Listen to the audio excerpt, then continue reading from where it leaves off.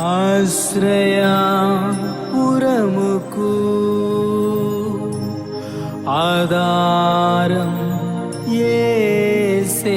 ప్రియులారా, ఉదయకాల ప్రార్థనకు మిమ్మల్ని ప్రేమపూర్వకంగా ఆహ్వానిస్తున్నాను.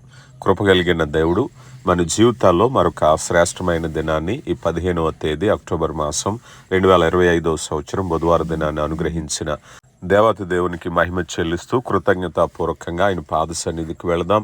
నడిపింపు కొరకు ప్రార్థించుకుందాం. ముందుగా వాక్యాన్ని ధ్యానిద్దాం. హెబ్రీయులకు రాయబడిన పత్రిక 10వ అధ్యాయము 23వ వచనం.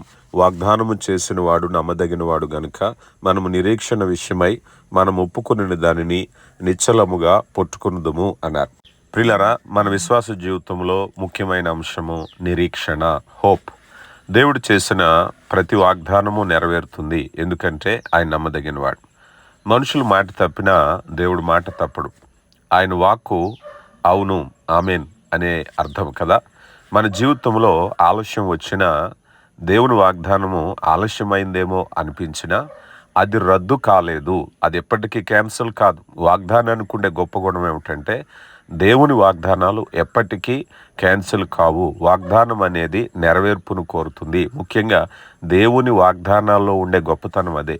దేవుడిచ్చిన వాగ్దానము సమయానికి నెరవేరుతుంది. అందుకే మనము నిరీక్షణ విషయమై మనం ఒప్పుకొనిన దానిని నిశ్చలముగా పట్టుకుందుము అన్నారు. సాధారణంగా విశ్వాస జీవితాల్లో జరిగేటువంటి సమస్య లోపం ఏమిటాయి అన్నట్లయితే, ఏదైనా దేవుని వాగ్దానం నెరవేరే వరకు నిరీక్షణ కలిగి ఆశ కలిగి ఉండకపోవటమే. మనం నిర్ణయాలు మార్చుకోవటం, విశ్వాసంలో వీగిపోవటం, మరొక మార్గానికి వెళ్ళిపోవటం. ఉదాహరణకి అబ్రహాము గారి జీవితంలో శారా వలన కలిగిన కుమారుడే నీకు వారసుడని దేవుడు చెప్పారు. కానీ శారా వేరే ఆలోచన కలిగి హాగరు ద్వారా గర్భఫలాన్ని పొందుకొని వారసత్వాన్ని పొందుకుందాం అనుకుంది. కానీ ఆ తర్వాత కాలంలో అదొక సమస్యగా పరిగణించటం అనేది మనం చూస్తూ ఉన్నాం. అందుకని దేవుని వాగ్దానం కొరకు నిరీక్షణ అనేది ముఖ్యం. నిరీక్షణ అంటే వేచి ఉండాలి. చాలామంది వేచి ఉండకుండా వేరే వేరే నిర్ణయాలకు, వేరే వేరే అభిప్రాయాలకు వారి నిర్ణయాలు మార్చుకోవటాలు, అభిప్రాయాలు మార్చుకోవటాలు, మార్గాలు మార్చుకోవటాలు చూస్తూ ఉంటాం. మన జీవితము ఆలస్యంగా వచ్చినా, దేవుని వాగ్దానము ఆలస్యం అయిపోయిందేమో అనిపించినా అది ఇంకా రద్దు కాలేదు, ఎందుకంటే అది నెరవేర్పు కొరకు ఎదురు చూస్తుంది. దేవుడిచ్చిన వాగ్దానము సమయానికి నెరవేరుతుంది. అందుకే మన నిరీక్షణ విషయమై మనం ఒప్పుకున్న దానిని నిశ్చలముగా పట్టుకుందాము అన్నారు. మన విశ్వాసముతో నిరీక్షిస్తే దేవుడు మన జీవితంలో తన నమ్మకాన్ని ప్రదర్శిస్తాడు. సాధారణంగా విశ్వాసముతో నిరీక్షించటం అనేది చాలా ముఖ్యం. చాలామందికి విశ్వాసం ఉంటుంది, నిరీక్షణ ఉండదు. అంటే నమ్ముతారు కానీ వేచి ఉండే ఓపిక ఉండదు. కానీ విశ్వాసంతో ఎప్పుడు కూడా వేచి ఉండే ఓపిక ఉండాలి. హెబ్రీయులకు రాయబడిన పత్రిక ముఖ్య ప్రేరణ విశ్వాసులందరికీ విశ్వాసము, నిరీక్షణ, ధైర్యము, స్థిరత్వాన్ని ఇవ్వటానికి వ్రాయబడిన పత్రిక. ప్రియులారా, ముఖ్యంగా గమనించండి, ఈ మూడిట్లో ఏది కొరవడినా కూడా విశ్వాస భ్రష్టులమైపోతాం. అందుకని 3 చూసినట్లయితే నిరీక్షణ, ధైర్యము, స్థిరత్వము, విశ్వాసము. ఎందుకనంటే విశ్వాసం కలిగిన చోట నిరీక్షణ, ఎదురు చూసే ఓపిక ఉండాలి. అలాగే ఈ నిరీక్షణలో మనకు ఎదురయ్యేటటువంటి వ్యతిరేకతలు, సమస్యలు, నిరుత్సాహాలని ధైర్యంగా ఎదుర్కోవాలి. 3వది స్థిరత్వము అన్నారు. ఒక్కొక్కసారి అకస్మాత్తుగా విశ్వాసం గొప్పదైపోవటం, అంతలోని విశ్వాసం చల్లారిపోవటం లాంటివి ఉండకూడదు. స్థిరంగా ఉండాలి. అందుకని వాగ్దానము చేసిన వాడు నమ్మదగిన వాడు అనగా దేవుడు స్వయంగా ఆయన మాటలు ఇస్తున్నాడు.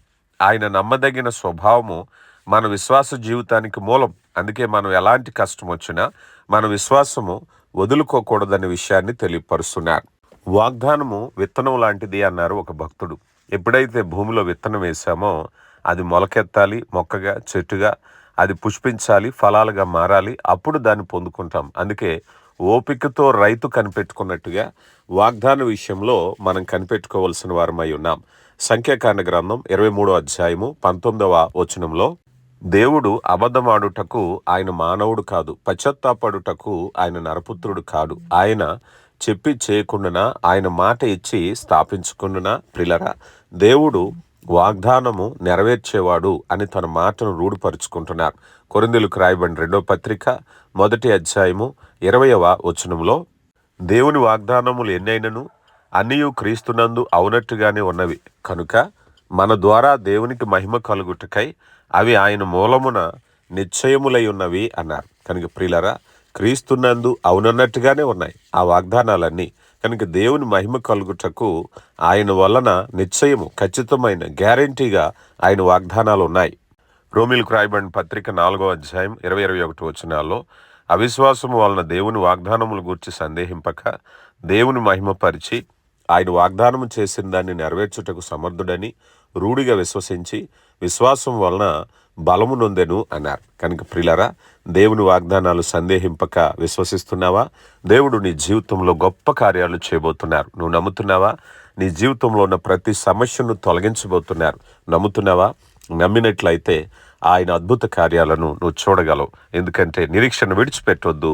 వాగ్దానం చేసినవాడు నమ్మదగినవాడు. ప్రియులారా, ప్రార్థించుకుందాం. ప్రార్థన. శక్తివంతుడా, ప్రేమ కలిగిన దేవా, మీ ప్రేమను బట్టి మీకు మహిమ చెల్లిస్తున్నాం. అయ్యా, కాలాలు సమయాలు మాకు అనుగ్రహిస్తున్న దేవా, మా జీవితంలో మాకు అనుగ్రహిస్తున్నటువంటి మరొక దినం ఈ 15వ తేదీ అక్టోబర్ మాసం 2025వ సంవత్సరం అయినా ఈ బుధవార దినాన్ని బట్టి మహిమ చెల్లిస్తున్నాం.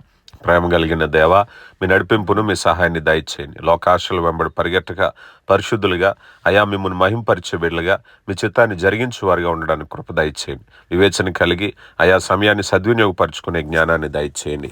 అయా మరి సమయంలో విశ్వసించి ఏకీభవిస్తున్న ప్రతి బిడ్డను దీవించండి. మారు మనసు రక్షణ లేని వారికి మీరు ఇస్తున్న అవకాశాన్ని సద్వినియోగపరచుకునే జ్ఞానాన్ని దయచేయండి. ప్రేమ కలిగిన దేవా, మీ కృప చేత నింపండి.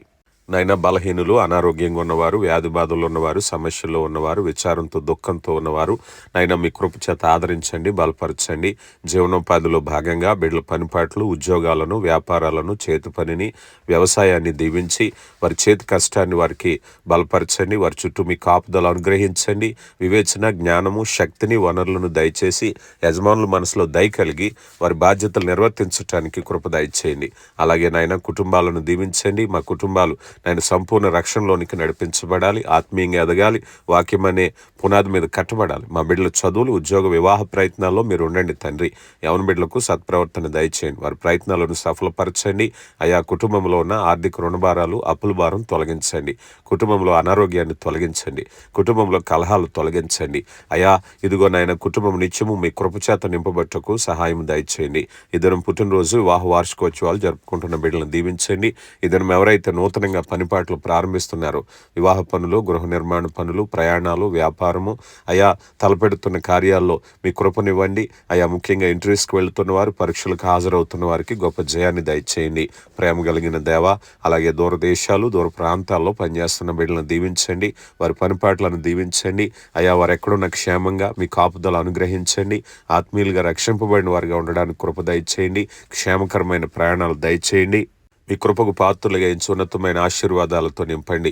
అలాగే నాయన ఈ దినము ఎవరైతే నాయన మీ వాక్యమును విత్తటానికి, ముఖ్యంగా సువార్త అందని ప్రాంతాలకు వెళుతున్న దైవజనులు, వారి పరిచర్యలో మీరు తోడుగా ఉండండి. మా దేశానికి, మా రాష్ట్రానికి మీ కాపుదలు అనుగ్రహించి మా దేశ రక్షణ, రాష్ట్ర రక్షణ జరగటానికి కృపనివ్వండి. పరిచర్యను దీవించండి. మీ కృపలో బలపరిచి సమస్త మహిమ, ఘనత, ప్రభావాలు మీరే పొందుకోమని క్రీస్తు నామములో అడిగి వేడుకొంచున్నాం తండ్రి. ఆమెన్.